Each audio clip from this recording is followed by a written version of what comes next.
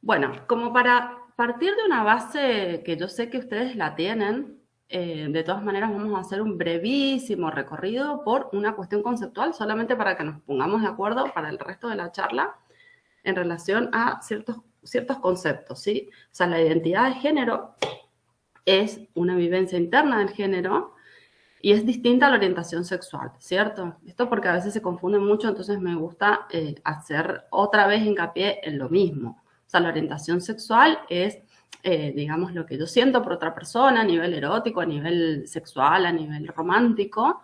Esa es la orientación sexual. Esa otra persona puede ser del mismo género, de otro género. Entonces, bueno, ahí van los nombres, ¿no? Heterosexualidad cuando es un género distinto al mío, bisexualidad cuando siento atracción por ambos géneros, homosexualidad cuando la atracción es hacia una persona del mismo género que el mío. Fíjense cómo yo hablo de género y nunca hablo de sexo, porque obviamente no somos cuerpos, sino que somos seres pensantes, seres sexuales y seres sintientes. Por lo tanto, el género, que es una construcción que ya lo han venido viendo, una cuestión sociocultural que se hace también desde lo emocional, lógicamente lo hablamos desde ese lugar, ¿sí? Entonces, esa es la orientación sexual y la identidad de género, tiene que ver conmigo, o sea, con mi vivencia interna, con esa construcción que yo hago. Que fíjense que en el cuadro al lado yo hago una diferencia entre imposición del género y autopercepción del género. ¿Por qué? Porque la imposición del género, me gusta decirlo así para que se entienda bien, bien, Gaby, es ese género, sí. discúlpame, no está pasando el power, ha quedado en la presentación. Volviendo a, retomando esto para que ustedes lo puedan trasladar a las imágenes. Tenemos una identidad de género que es la vivencia interna del género. Les hice la diferencia entre orientación sexual e identidad de género para que nos vayamos entendiendo en terminología. Y entendiendo que la identidad de género, podemos hablar esto de la diferencia entre la imposición del género y la autopercepción del género, ¿sí? ¿Por qué? Porque la imposición del género es ese género que nos ponen en el DNI cuando nacemos. ¿Por qué? Por la simple observación de nuestros genitales. Por lo tanto, nunca va a hablar de la persona que vamos a construir a partir de ese minuto en más. ¿Sí? Una construcción social, una construcción de referencia en la cultura en la que estoy inserta.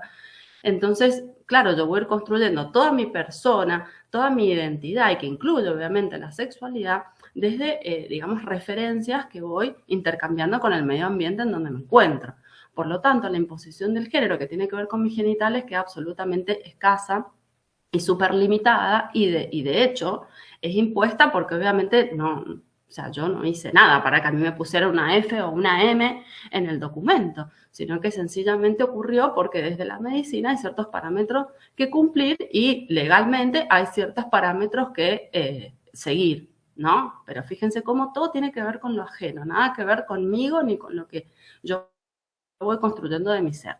Entonces, claro, a partir de ahí lo que se va construyendo y descubriendo es el género que yo voy a ir autopercibiendo, ¿no? Entonces, de este sistema de creencias vamos a construir diferentes miradas sobre diferentes cuestiones. ¿Ah?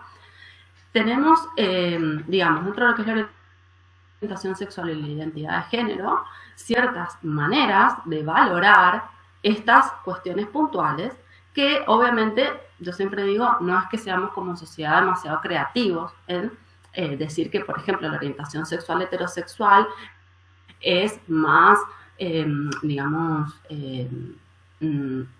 como mejor, en todo caso, que la homosexualidad, digo, empezamos a tener estas valoraciones en jerarquías, en donde parece que amar a una persona de otro género, en todo caso, es más habilitante que amar a una persona de un género igual al mío, ¿no? Digo, históricamente hablando, venimos haciendo un cambio importante en esto, pero como vemos que no estamos en igualdad de oportunidades ni de valoraciones actualmente, sigue todavía existiendo estos prejuicios.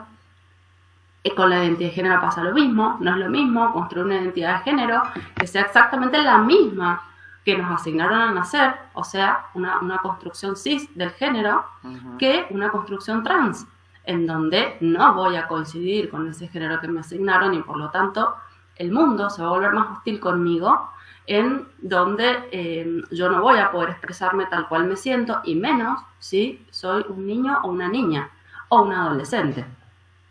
Entonces fíjense cómo se van estableciendo diferentes apreciaciones desde lo sociocultural en relación a cómo se construyen las identidades en virtud de este sistema de creencias, ¿sí? Que es el que arroja, fíjense esto, una legitimidad, un grado de verdad, una certeza, una credibilidad.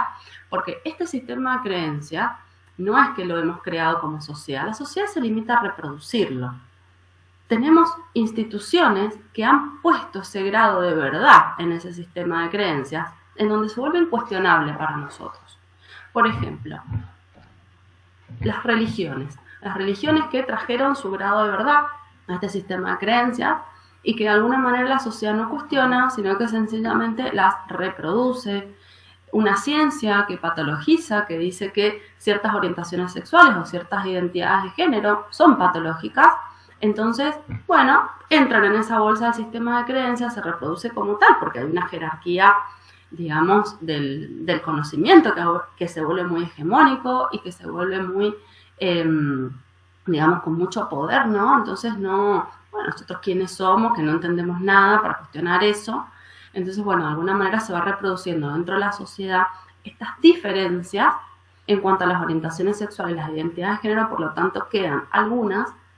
Justamente la que más se salva, digamos, sería la heterosexualidad, y dentro de las identidades de género la que más se salva sería la construcción cisgénero, que son mandatos. Entonces, digamos, el resto de las expresiones y de las construcciones quedan en un lugar bastante más por debajo, en donde ahí se empieza a, digamos, empiezan a ser como objeto de discriminación, ¿sí? Discriminación, de la diferencia, de la invisibilidad, esto de la patologización y demás. Entonces fíjense cómo empiezan a entrar en juego ciertas palabras que nos interpelan muchísimo a nivel social, porque digamos, esta necesidad de pertenecer y de sentir que somos parte es una necesidad, esto que decían los filósofos griegos, que somos seres sociales por naturaleza, hace que realmente resignemos muchas cuestiones personales, digamos, o que tienen más importancia incluso solo por el hecho de pertenecer. Entonces, empiezan a manejarse palabras que tienen muchísimo poder, como lo normal o lo natural. Entonces se empieza a, de alguna manera, tener un impacto negativo sobre lo que no se considera normal, sobre lo que no se considera natural. Y acá podemos meter, digamos, en esto un montón de cosas, no solamente la sexualidad, que ha sido siempre tan manipulada y tan, digamos, ¿cómo les podría decir? Tan invadida por las instituciones.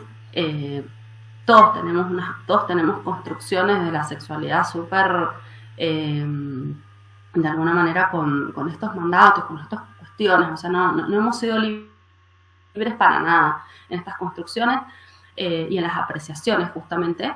Entonces, bueno, creo que estamos ahora dentro de un sistema de creencias que está siendo interpelado, que se está sintiendo de alguna manera cuestionado, y bueno, de acá vienen como las normas, digamos, las cuestiones legales a poner su granito de arena en este sentido y en esta deconstrucción. Pero fíjense cómo esto no es normal, esto no es natural, y yo reflexionaba sobre estas palabras y decía, claro, nosotros somos seres sexuales por naturaleza, eso sí, y tenemos una biología por naturaleza. Lo que no es de la naturaleza es la construcción social, porque nosotros somos seres sociales a su vez.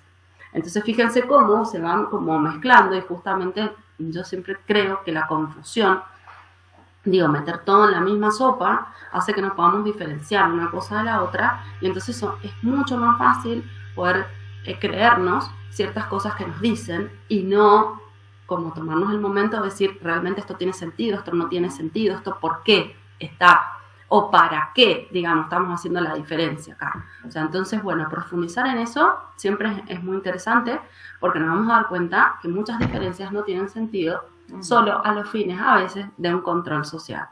Entonces, corrernos un poco de esta mirada de lo normal y de lo natural para empezar a entender que lo importante, en todo caso, no es como la persona es, sino lo que la persona hace.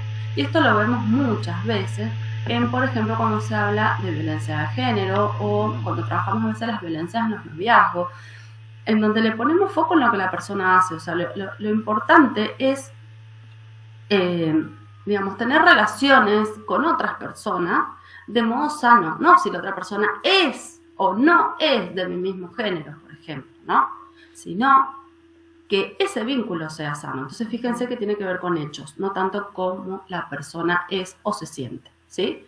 Entonces, partiendo de esta base, vamos a comprender que estamos todos metidos en un sistema de creencias en donde hacemos un esfuerzo enorme por pertenecer y muchas veces dejamos de lado o nos metemos en el closet o metemos a personas en el closet porque justamente este sistema de creencias cuestiona esa realidad, esa vivencia, y es mejor, digamos, dejarla adentro porque afuera del closet es mucho más peligroso vivir. Y fíjense cómo todo esto son sencillamente reproducciones de ideas y de creencias y no es la realidad misma. Entonces, ¿qué pasa si yo desafío esa norma? Sí, eso que pues no sé si alguna vez han visto estadística, que está la estadística de lo normal. Fíjense cómo se traza una línea en ese eje cartesiano en donde está el tema de la mayoría. Fíjense cómo a veces la mayoría lo que hace es decretar que el resto de las existencias no existen, ¿sí? La invisibilidad, y que lo que existe y todo lo que se va a determinar va a tener que ver con esa supuesta mayoría, ¿sí? Hay una teoría que se llama la tiranía de las mayorías, que tiene que ver con esto, ¿no? Como que todo se hace para esa mayoría y el resto de las realidades, de las existencias, de las vivencias quedan por fuera y sin ningún tipo de resguardo y como a la deriva, obviamente con toda la intención de que si eso está por fuera, eso no es deseado, por lo tanto hay que ocultarlo, hay que cambiarlo, hay que, bueno, y eso surge también, digo, se presta también a cuestiones de violencia y demás. Entonces, ¿qué pasa si yo justamente me salgo por fuera de la norma? Tengo esto, consecuencias y sanciones.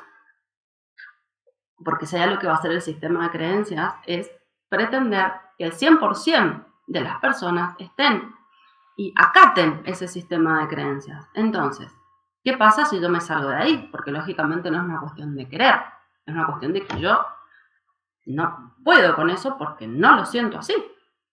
Porque acá estamos hablando de esto, de emociones, ¿sí? Bueno, voy a tener sanciones de todo tipo, legales. Por ejemplo, hay 7 países en el mundo en donde ser gay es susceptible de pena de muerte. Cuestiones jurídicas, como por ejemplo, si yo no tengo un país en donde no existe el matrimonio igualitario, entonces no puedo acceder a la herencia, no puedo compartir un patrimonio con mi pareja, no puedo tener hijos. O sea, hay un montón de cosas que no puedo acceder desde lo jurídico. En relación a lo social, bueno, las sanciones sociales son 1.000.000, ustedes me podrán decir muchísimas. Morales, religiosas, fíjense cómo se queda por fuera de todo un sistema, una persona creyente, digamos, que sea del colectivo LGBT y Q+, cómo queda cuestionada y cómo queda al margen de toda práctica religiosa. Digo, hay muy pocas religiones que digamos, respetan la diversidad sexual, la mayoría no es así.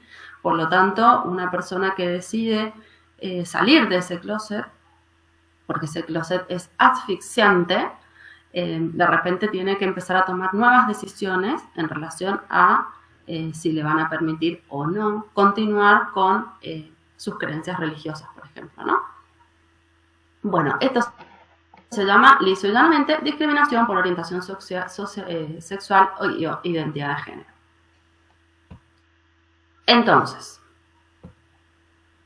¿qué se pretende hacer desde las leyes? Porque fíjense que tenemos un montón de, ¿cómo les podría decir? Un montón de puertas a las que tendríamos que empezar a abrir, o que se están empezando a abrir, no digo esto, las puertas de la religión, la puerta de lo social, la puerta de la ciencia, la puerta, bueno, dicho sea de paso, la ciencia, en este sentido, la Organización Mundial de la Salud, en los años 90 declaró que la homosexualidad no es una enfermedad psiquiátrica. Entonces, de un día para el otro, se curaron millones de personas en el mundo. porque no es que haya una investigación científica que haya comprobado tal cosa, por lo tanto otra investigación científica comprobó tal otra, como se hace con muchas patologías, ¿no? Acá hay una cuestión intencional de decir que sí y después que no.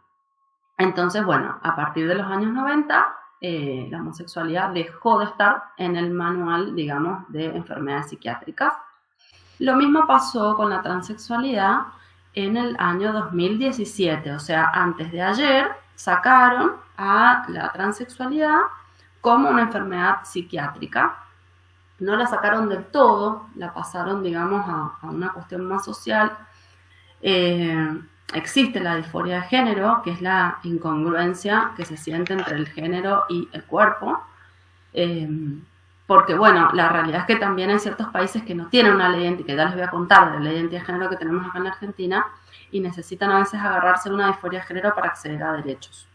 Entonces necesitan como patologizarse para poder acceder a ciertos derechos, porque si no, también queda muy al margen. Entonces fíjense cómo a veces se usa la patología para justamente poder acceder a ciertos sistemas de salud, por ejemplo.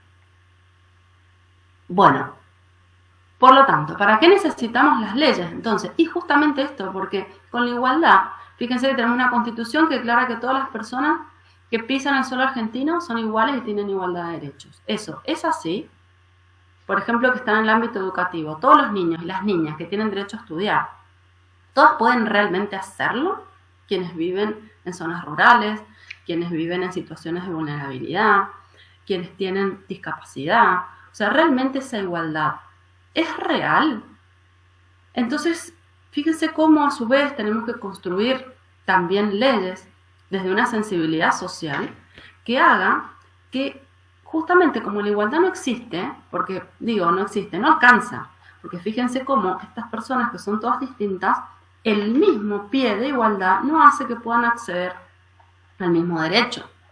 Entonces necesitamos esta noción de equidad, es decir, que reconozca la diferencia para poder hacer esa doble, digamos, ese doble hincapié, en todo caso, para que todas las personas puedan acceder. ¿Por qué? Porque justamente se tiene en cuenta la diferencia. Esa diferencia puede ser de muchísimas formas, ¿sí? Puede ser una diferencia justamente en ese sistema de creencias que les decía. Si existe discriminación, lógicamente la persona que está siendo discriminada va a estar, digamos, en el banco más cortito, ¿no? Entonces, bueno, hay ciertas leyes que no solamente tienen esta base de igualdad, sino también esta doble apuesta que tiene que ver con la justicia, ¿no? Que necesitamos que además la justicia venga acá y entre en juego, pues si no hacemos justicia, con igualdad nos quedamos cortos. Entonces, igualdad y justicia da como resultado la equidad, que hace que haciendo un poco más de hincapié en esa situación, en esa persona, realmente podamos hacer que esa persona pueda acceder, pueda ejercer ese derecho. Entonces estamos haciendo la diferencia, pero en forma positiva. El jueves, el 28, el jueves pasado, fue el Día del Orgullo. Y el Día del Orgullo es un día, digamos, muy festejado por la diversidad sexual. Digo, festejado en el sentido de decir que ante la burla, ante la discriminación, se responde con orgullo de ser. Por eso se dice que es el Día del Orgullo. Y una persona, digo persona porque no les voy a contar quiénes, no importa, pero varias personas igual, dijeron, ay, y yo soy heterosexual, que no tengo mi día, o me siento discriminado. Entonces yo digo, realmente hay personas que no estarían entendiendo que justamente, digamos, ser heterosexual en esta sociedad es estar arriba del banquito y ser el más alto de todos, ¿no? O sea, en definitiva, si te sacan el banco, también ves. Y que obviamente no vas a necesitar una ayuda extra, porque has nacido en una sociedad que te reconoce así, sin hacer nada, como una persona que está mejor posicionada que otra. Entonces, decir eso realmente es no entender nada y ponerse en un lugar muy ridículo.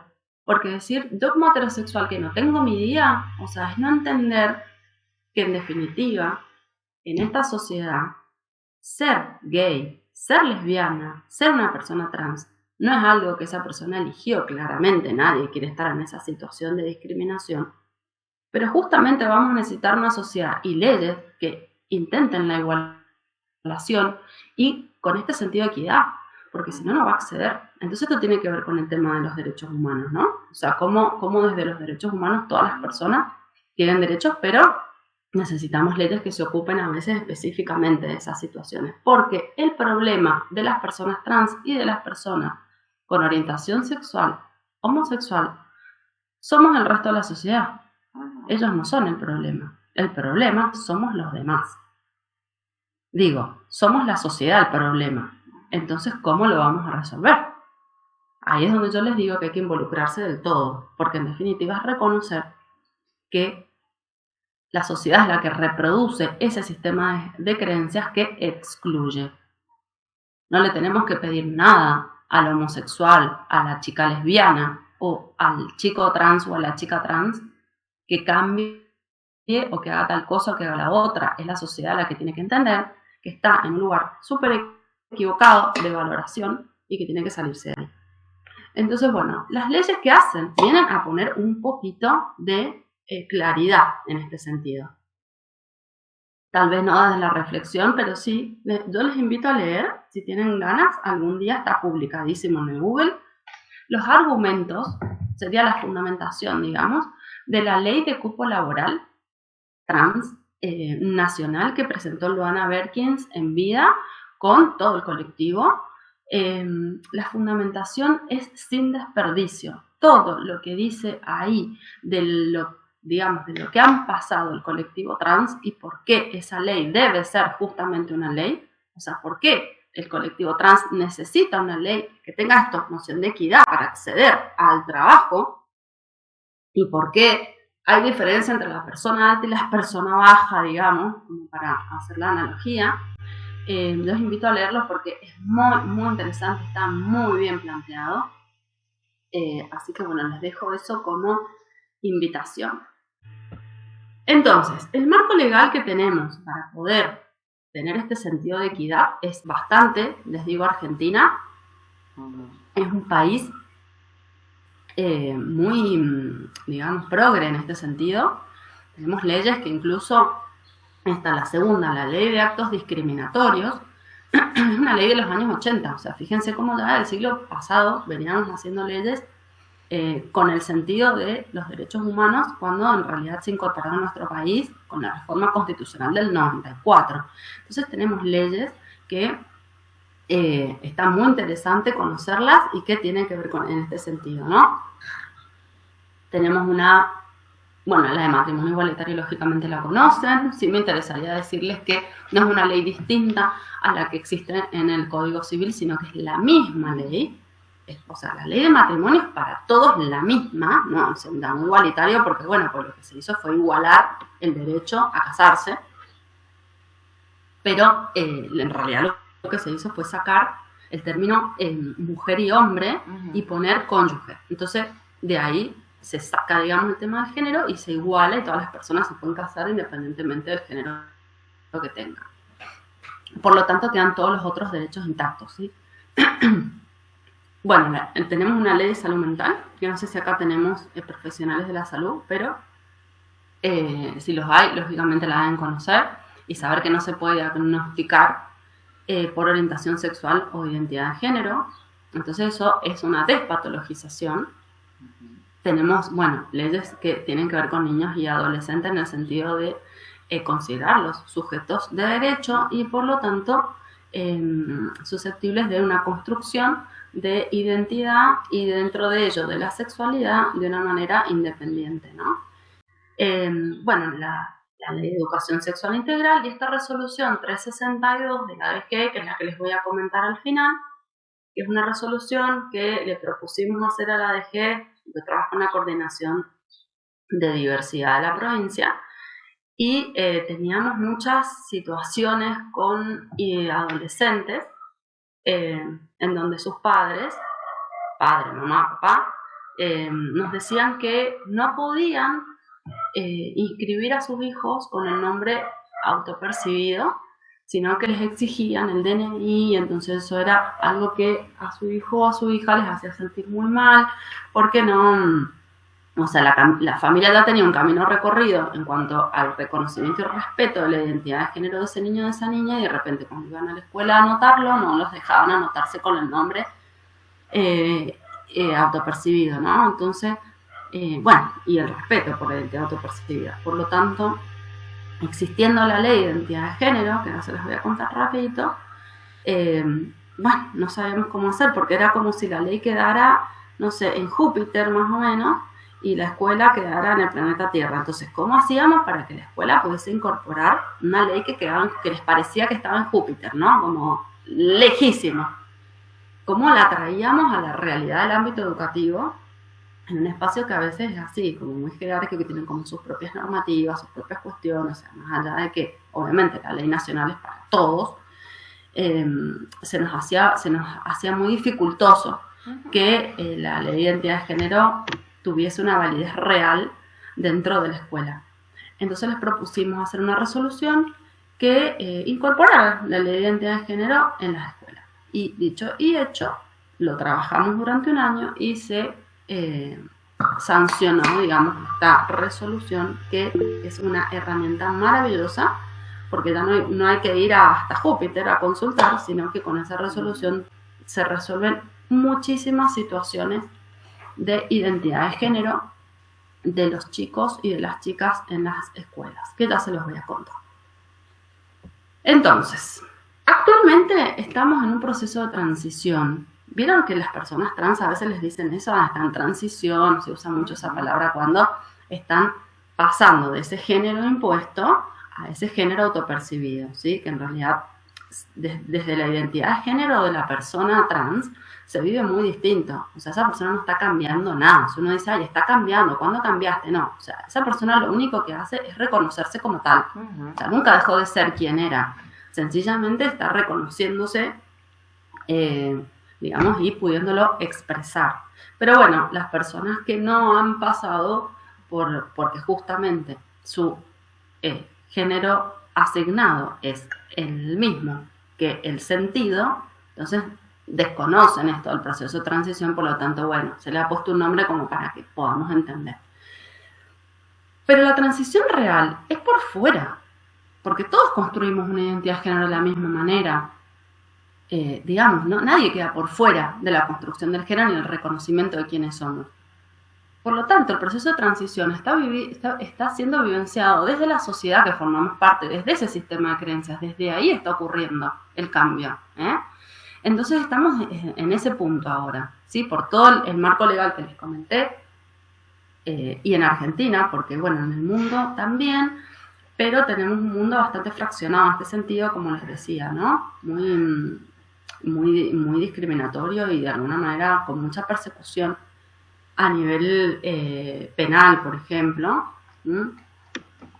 Muchos países con religión musulmana, esto de la pena de muerte, de la cárcel para personas que sencillamente sienten distinto, y cuando digo distinto lo hago en referencia a lo que el sistema de creencias impone, no porque esa persona sea distinta a otra. Entonces estamos en esta fase de un paradigma heterosis, como les decía más arriba, heterosis normativo o de exclusión, en todo caso, que excluye, en donde está la presunción de heterosexualidad, es decir, todos presumimos que todos somos heterosexuales, por lo tanto, yo le pregunto a una persona que la veo de género femenino, ¿y tu novio? ¿Tenés marido? ¿Saliste con algún chico? O sea, yo presumo, digo, voy a la ginecóloga, la doctora, presume mi heterosexualidad y me pregunta si tengo algún método anticonceptivo. Imagínense que si yo tengo una pareja mujer, lógicamente, ¿qué importa el método anticonceptivo, no? Entonces, bueno, hay una presunción de heterosexualidad en absolutamente todo, es un manto de presunción de heterosexualidad en donde la persona que no lo es se ve obligada, interpelada, a decir que no lo es. O sea, tienen que salir de esa presunción de heterosexualidad. Fíjense cómo nosotros ya, sencillamente, como sociedad, ponemos en una cuestión de incomodidad a muchísimas personas. Bueno, el tema de la patologización, lógicamente, mandar al psicólogo al nene que me dijo que le gusta otro nene, a ver qué le pasa. Bueno, y patologizaciones mucho más graves que esa en un pasado no muy lejano, en donde existían tratamientos para convertir a las personas homosexuales, por ejemplo. Electroshock hemos tenido en los años 50, 60, para ver si la persona cambiaba de parecer, porque parece que tenía que ver con eso más que el sentir. Bueno, la criminalización, que era lo que contaba, ¿no? Hasta hace no mucho teníamos un código contravencional en Mendoza en donde se llevaban a todas las chicas trans a averiguación de antecedentes de la comisaría y se pasaban 3-4 días allá adentro con situaciones de violencia tremendas, violencia sexual, violencia física, sencillamente por ser trans. Bueno, la invisibilización, lógicamente, esto pasa mucho en las infancias y adolescencias, o sea, invisibilizar ese sentir, porque digamos, una niña que tiene asignación de género niña, está bien que se sienta niña, princesa y todo lo demás, pero un niño que se siente niña y que también se quiere princesa y todo lo demás, no, eso no. O sea, lo otro sí, esto no. Entonces, fíjense cómo se invisibiliza, ¿no? Esto no está pasando, esto ya se le va a pasar, bueno, en fin. Entonces, digamos, empiezan a haber distintas categorías de derechos, ¿sí? El derecho a la identidad no lo tiene todo el mundo. Lo tienen los que se ajustan a ese sistema de creencias con las expectativas. El resto no.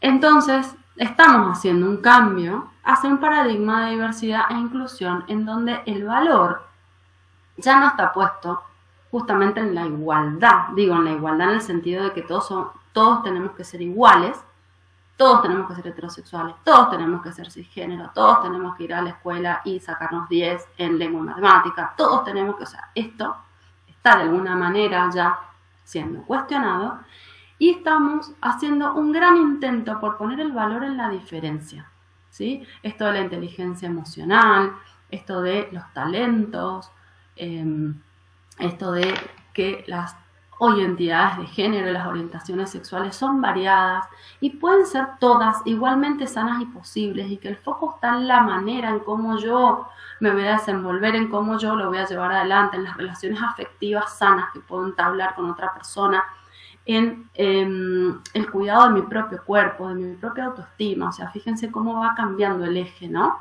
Y se va centrando en otras cosas que tienen más que ver con acciones positivas que se pueden hacer sobre cómo yo voy a desplegar esa identidad de género o esa orientación sexual, y no tanto en qué identidad de género tengo o qué orientación sexual tengo.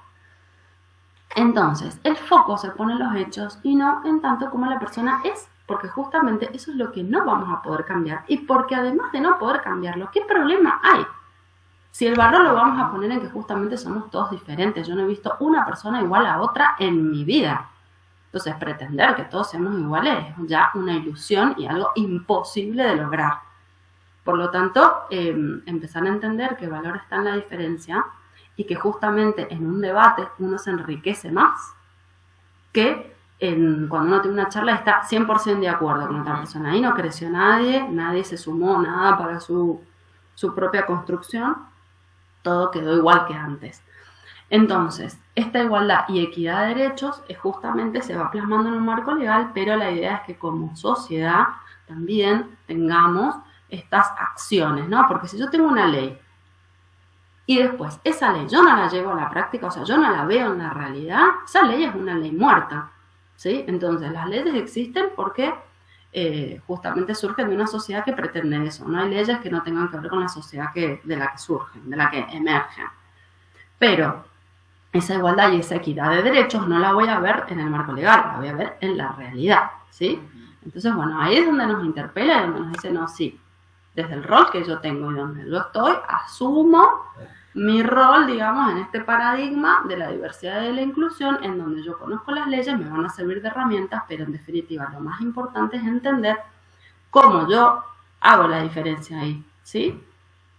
Gaby, aprovecho esta pausita, van 30 minutos. Está impresionante, por eso ni quería molestarte, pero... Mira, justo hiciste una intervención, pero justo, Dani, porque ahora Ahora sí vamos a ir a la herramienta concreta.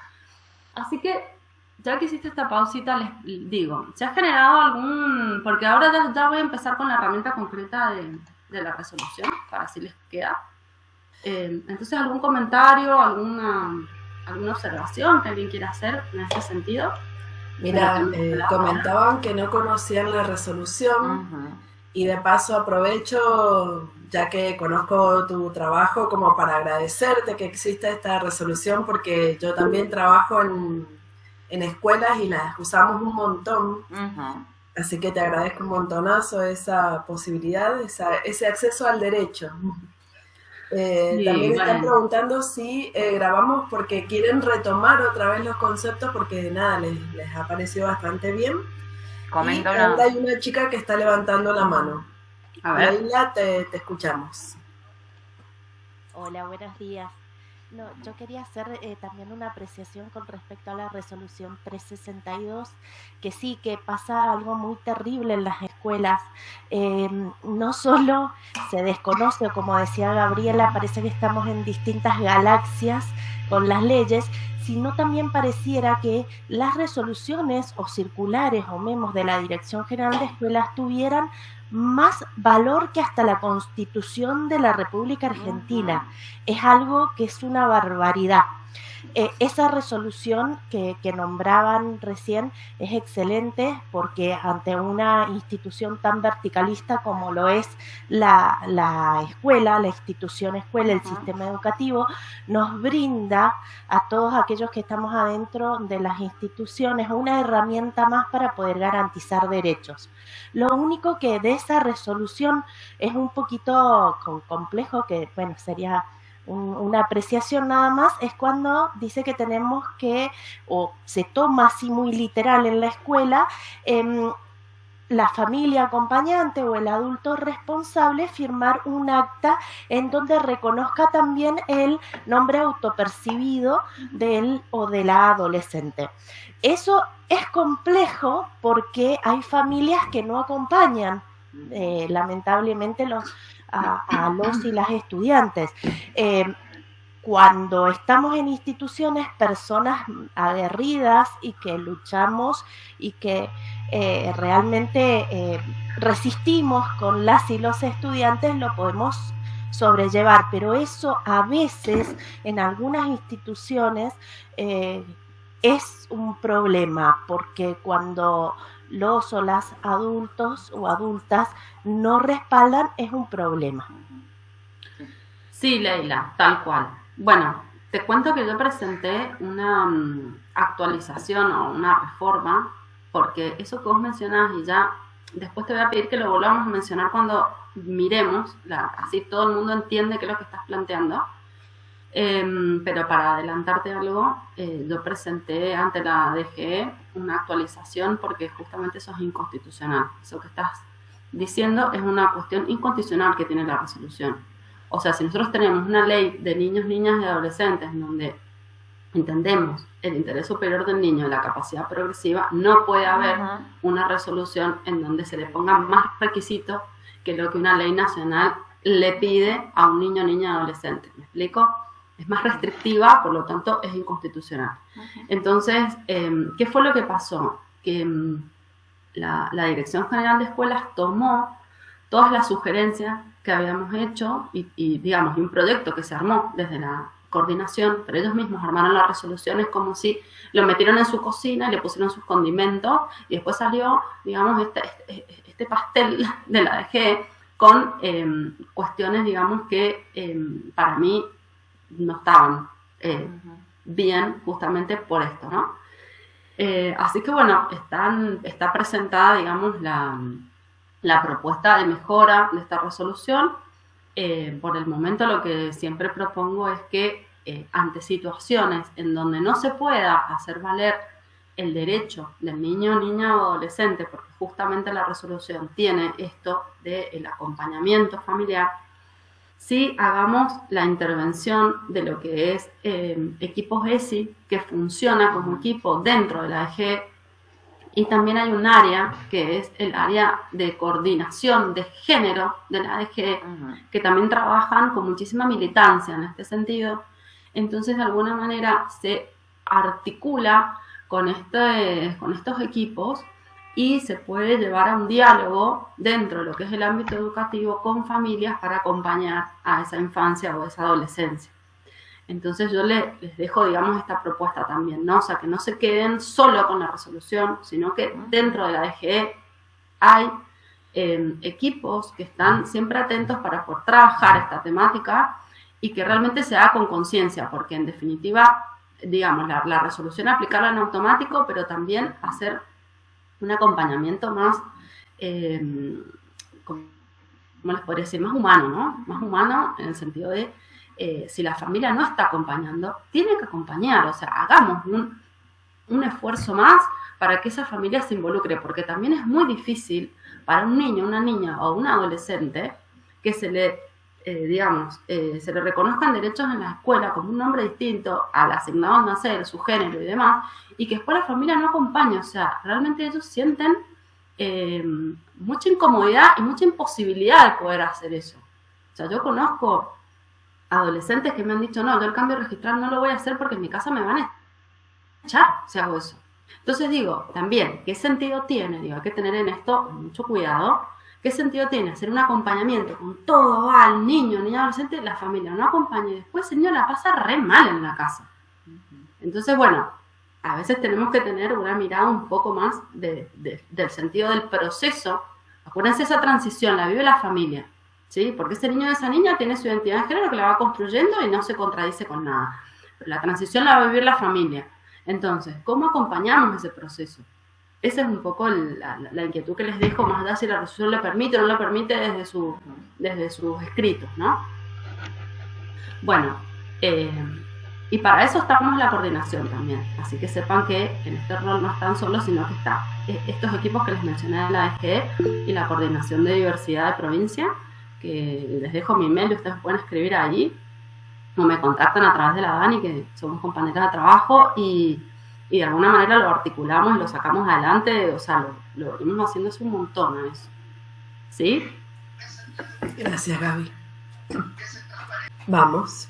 Sí. Nos quedan 10, 15 minutitos. Bueno, ahora vamos a ver la resolución, que como dijo Leila, sí, tuvimos que trabajarla en una dirección una dirección general de escuelas muy verticalista, como bien dijo. Nos pasa lo mismo con el Ministerio de Seguridad, así que no se crean que es la única dirección verticalista.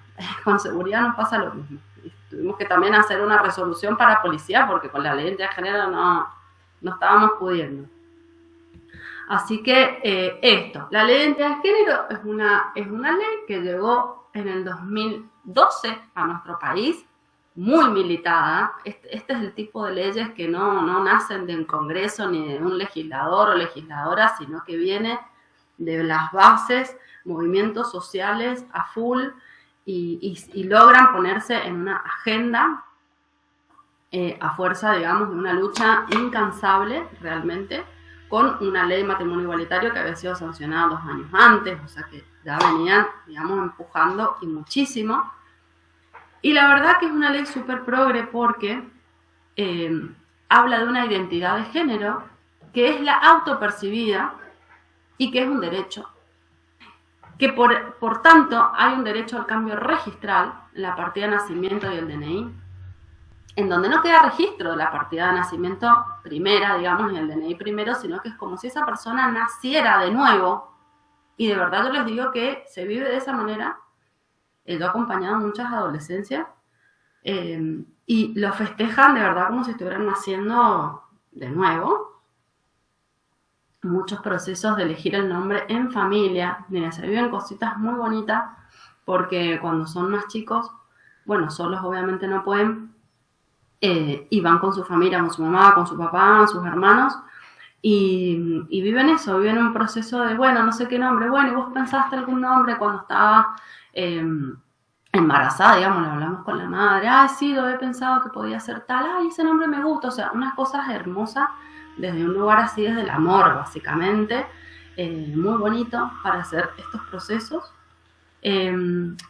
Contempla también, este es el artículo 11, el derecho para acceder a la salud, porque obviamente ha sido un colectivo muy excluido de la salud. Por lo tanto, si la expectativa de vida de una persona trans en Argentina es de 35 años, tiene que ver con esto, con el no acceder al sistema de salud y con una construcción corporal obviamente por fuera de lo que es el sistema de salud, siliconas líquidas, etcétera. Por lo tanto, un atentado absoluto contra la salud. Entonces, por eso la ley de identidad de género lo que hace es tomar estas construcciones corporales como un tema de salud integral y no estético.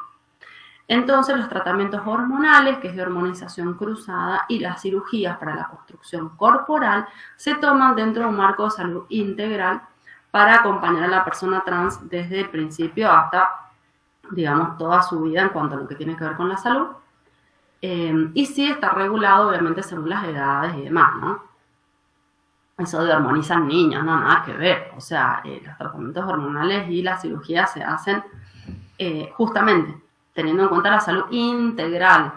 Por lo tanto, no se acceden a hormonas por menos de los 16 años. Bueno, hay todo una cuestión, un abordaje, digamos, desde los médicos que es impecable. Acá funciona en el Hospital Central, y para niños también se hace la primera entrevista con familias en el Hospital Central y después se deriva al NOTI, porque hay un equipo específico en el NOTI para hacer acompañamiento, sobre todo, digamos, justamente para la aceptación del cuerpo y demás, hasta que puedan acceder a estas construcciones corporales desde lo hormonal, digamos, y demás. Así que eso ténganlo en cuenta. Y el derecho al trato digno, que es el artículo 12, que después lo vamos a ver ya directamente puesto en la resolución, pero para decírselo en breve, tiene que ver con el reconocimiento a la identidad de género autopercibida en el nombre de pila y en el género autopercibido de la persona, más allá de lo que diga el DNI. Es decir, si mi DNI dice que yo soy Juan, pero en realidad yo te digo que soy Laura, entonces el trato digno tiene que ver con eso, con tratarme como Laura y con el género femenino con el que yo me expreso. Y el DNI, bueno, lo vamos a dejar aparte, y si tengo que consignar el DNI, porque vieron cómo somos con el tema del DNI y el DNI, bueno, hay una manera que ya se las voy a mostrar, que tiene que ver con reconocer mi nombre autopercibido y los datos que dice el DNI de una manera especial, cosa de que podamos estar bien con Dios y con el diablo, como digo yo, ¿no? Y esto que es importante, reconocer las infancias y adolescencias transgénero. La ley de identidad de género no le pone edad a ninguno de estos derechos, solo que los regula según, digamos, la capacidad progresiva de los niños, ¿no?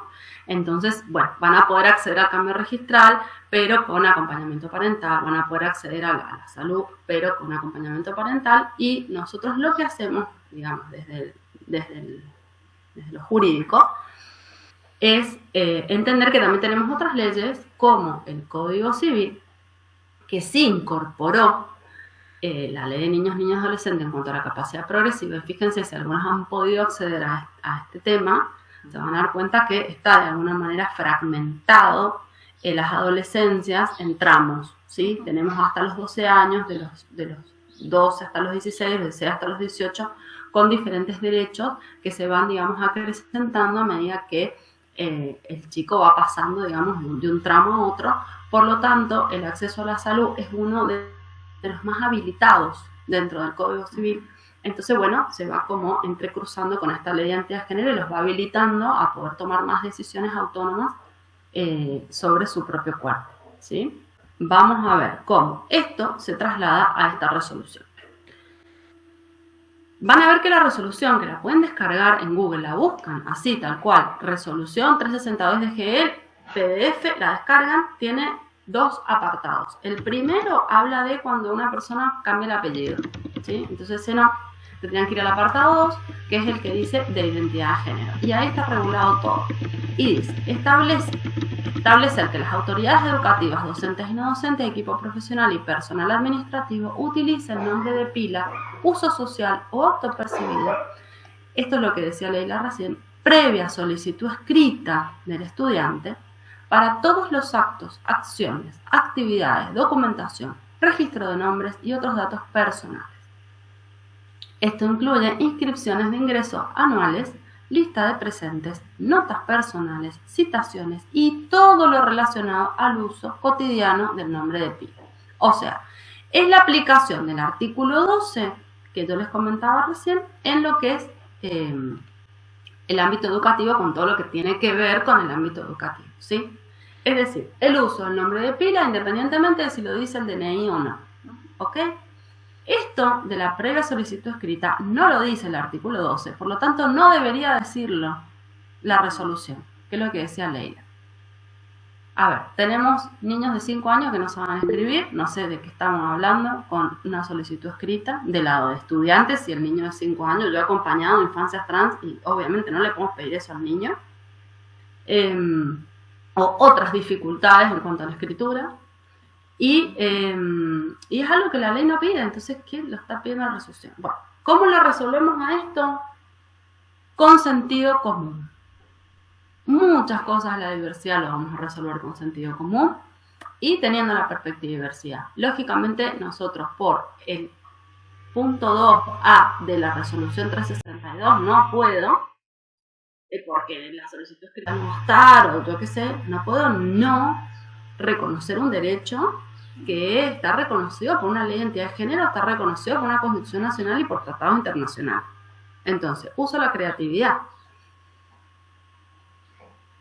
Lo del escrito tiene que ver con un legajo que tienen siempre los estudiantes y que ahí van dejando las constancias de todo. Por eso es que quieren la resolución escrita. Bueno, no la puede hacer el estudiante, la hago yo, le digo a la preceptora que lo ponga, le pongo la firma, de última hago un informe, digo, sí, a partir de hoy se va a reconocer en esta persona. O sea, lo resolvemos, pasa nada, nadie va a venir a decir, ay no, esto no es válido porque la solicitud escrita no está. O sea, lo importante acá es reconocer la identidad autopercibida de este niño, niña, adolescente, porque justamente entendemos que tiene una construcción del género distinta a la asignada al nacer y que viene hace, miren, si tiene 6 años, el niño viene hace 6 años con este tema.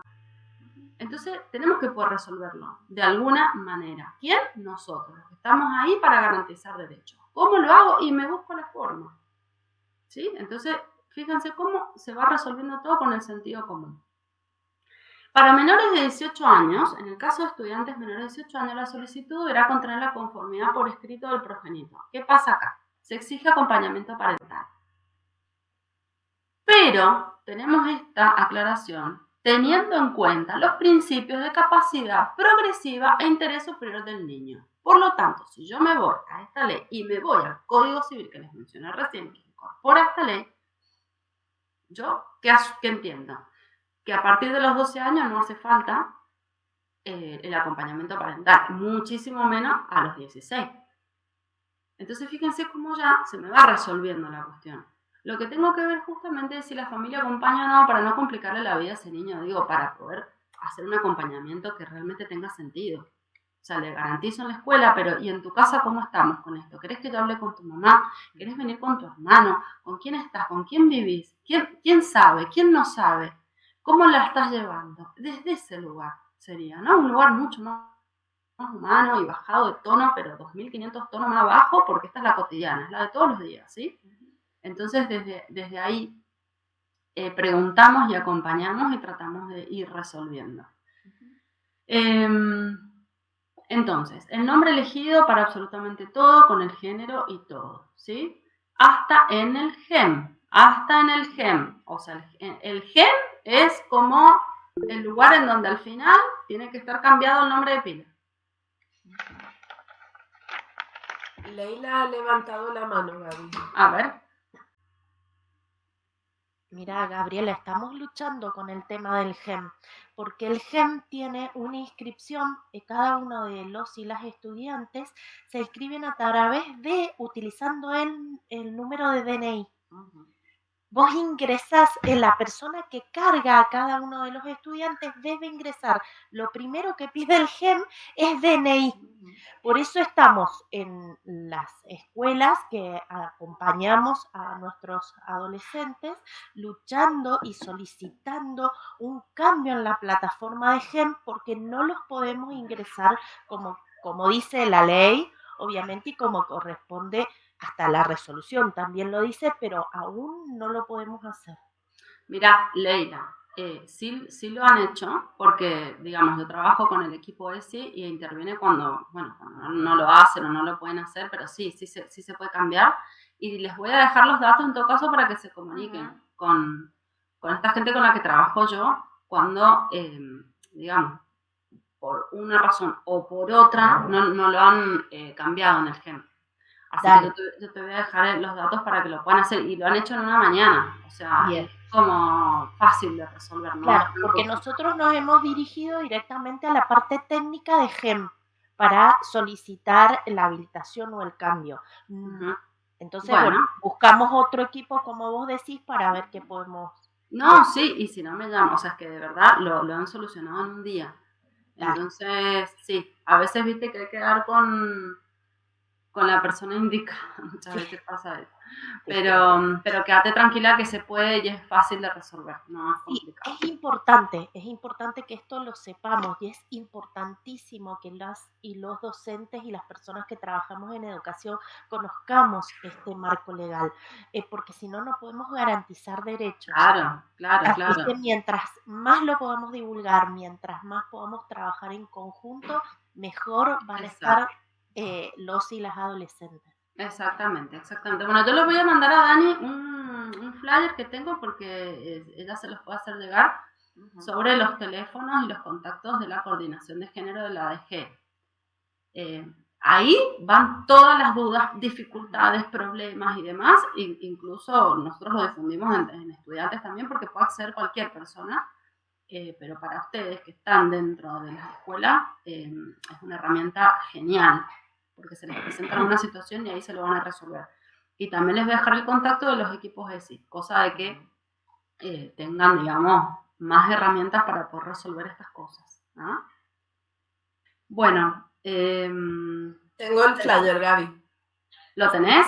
Sí, yo se lo paso para que lo subamos a la aula.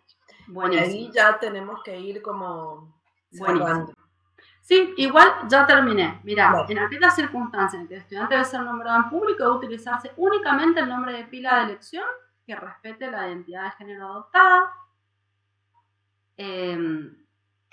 Se pone así, ahí en azulcito está el ejemplo. Por ejemplo, el nombre del DNI es Santiago López, el nombre autopercibido es Luciano. Estamos hablando de una chica trans, ¿sí? ¿Cómo lo consigno según el artículo 2? Pongo su nombre autopercibido, Luciana López el apellido, y entre paréntesis pongo solo la inicial del nombre de pila del DNI. En este caso, S. López, fecha de nacimiento, DNI. Así se consigna, digamos, les decía yo, para quedar bien con Dios con el diablo, ¿vieron? Cuando tengo que sí poner los datos del DNI, qué sé yo, bueno, pongo el nombre autopercibido y entre paréntesis la sigla del nombre del DNI, ¿sí? Y si en algún lugar tengo que consignar sexo, pues pongo el género autopercibido, que es el real de la persona, ¿sí?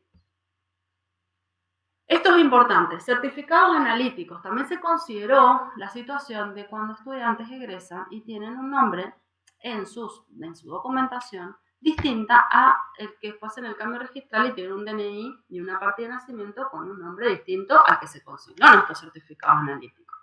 Entonces, la resolución también considera la emisión de un duplicado con el nombre correcto, ¿sí?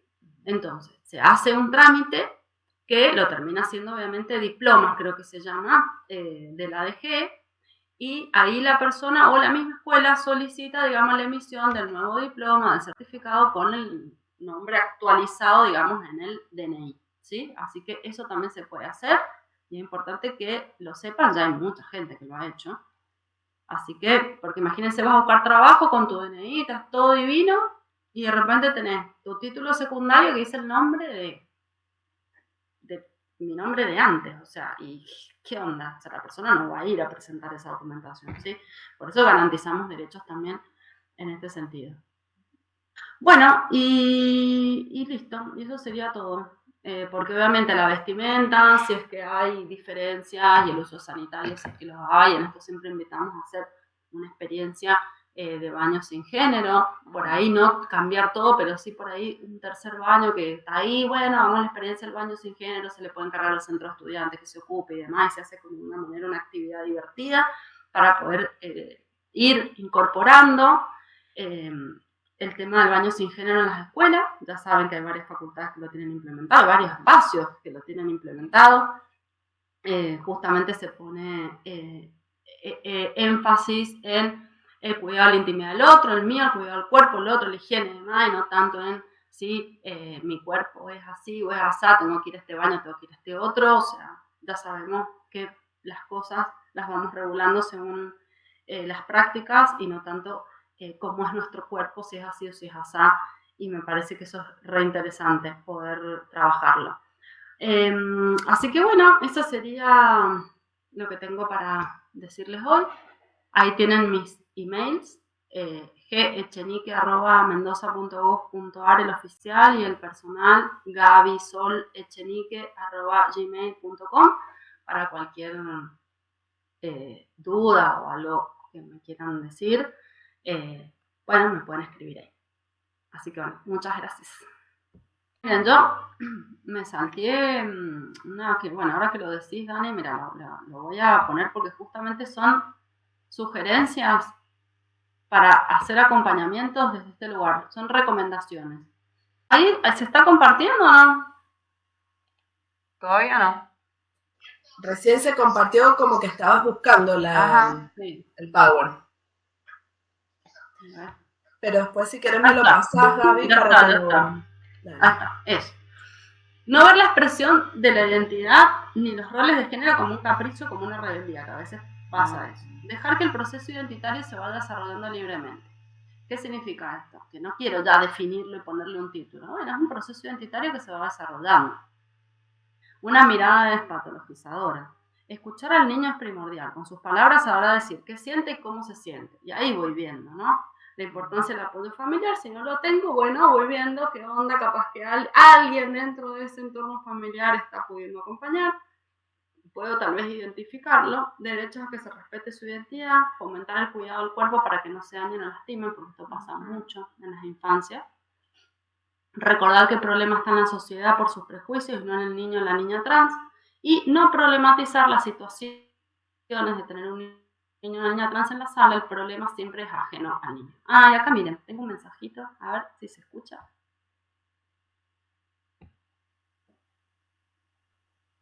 Hola, soy Celeste, tengo 6 años, soy una niña trans y mi mamá y mis hermanos y mi hermana me quieren y mis compañeros y mis dueños también, y pido a las personas que respeten, escuchen y no les hagan daño los niños y las niñas y los niños.